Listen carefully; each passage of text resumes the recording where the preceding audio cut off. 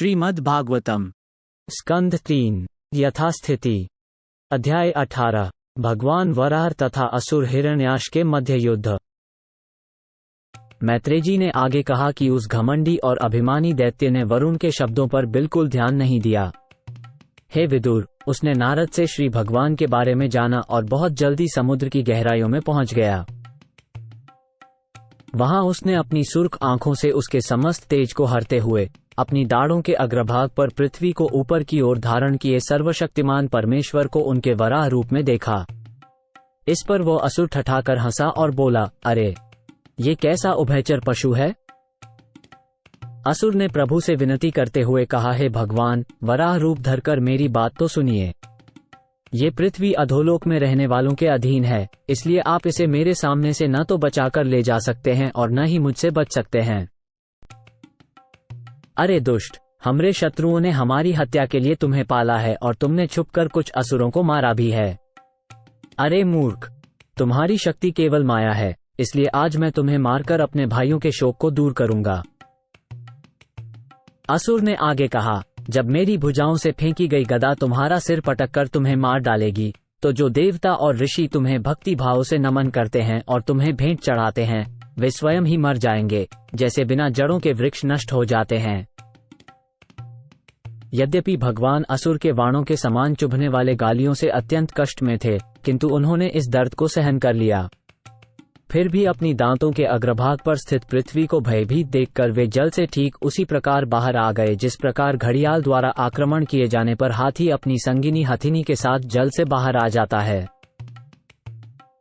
जिस असुर के सिर पर बाल सोने जैसे थे और दांत बहुत भयावने थे, उसने जल से बाहर निकलते हुए प्रभु का उसी प्रकार पीछा किया जिस प्रकार कोई मगरमच्छ हाथी का पीछा करता है। उसने बिजली जैसी आवाज में कड़क कर कहा, क्या तुम अपने प्रतिद्वंद्वी को ललकारने के बाद इस प्रकार भागते हुए लज्जित नहीं हुए? लज्जा रहित प्राणियों के लिए कुछ भी निंदनीय नहीं होता है।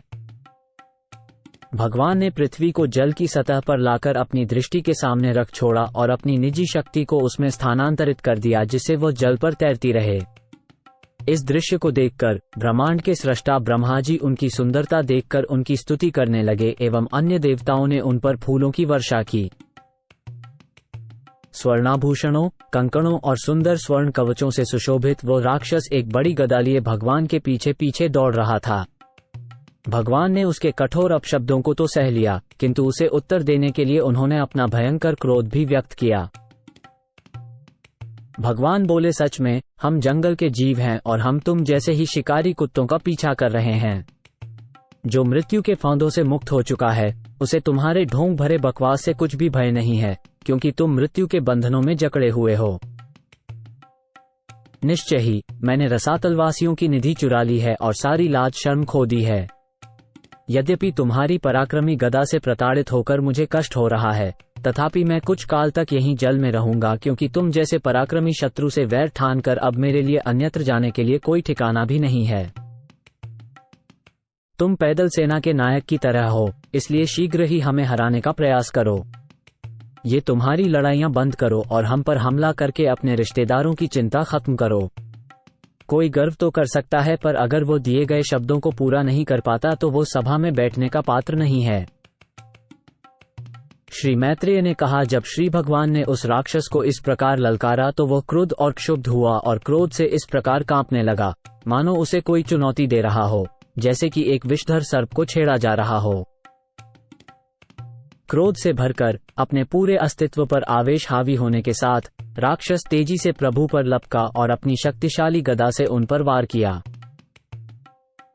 किंतु भगवान एक ओर सरक गए और शत्रु द्वारा उनके वक्ष पर चलाए गए गदा के प्रचंड प्रहार को उसी तरह टाल दिया जिस प्रकार एक सिद्ध योगी मृत्यु को टाल देता है।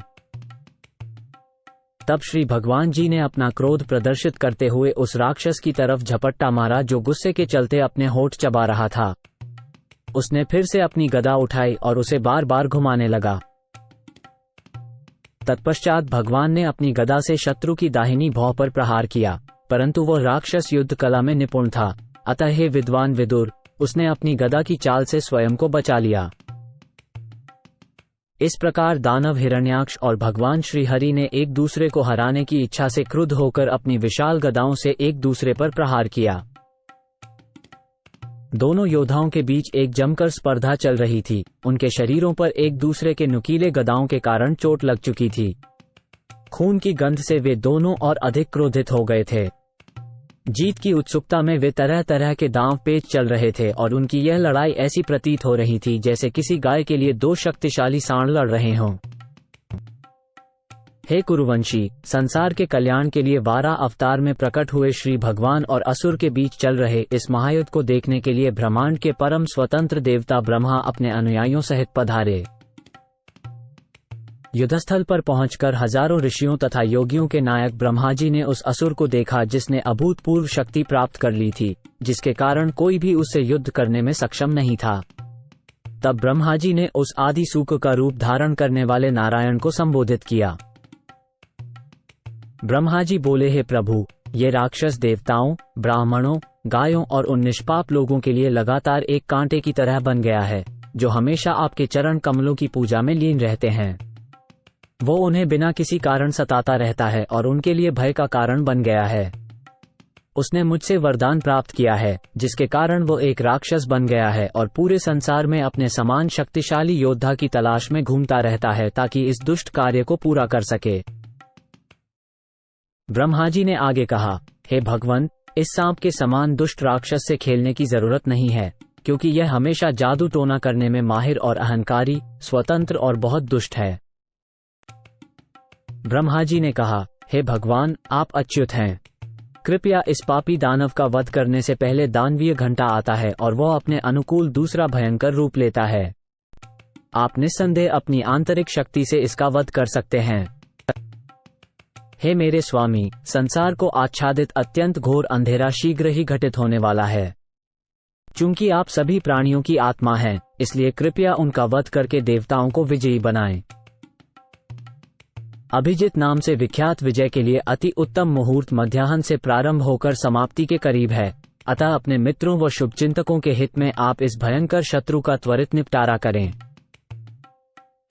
सौभाग्य से आपके लिए ये राक्षस अपनी इच्छा से आपके पास आया है और इसकी मृत्यु आपके द्वारा ही निर्धारित की गई है, इसलिए आप इसे युद्ध में अपने तरीके से मारें और दुनिया में शांति स्थापित करें।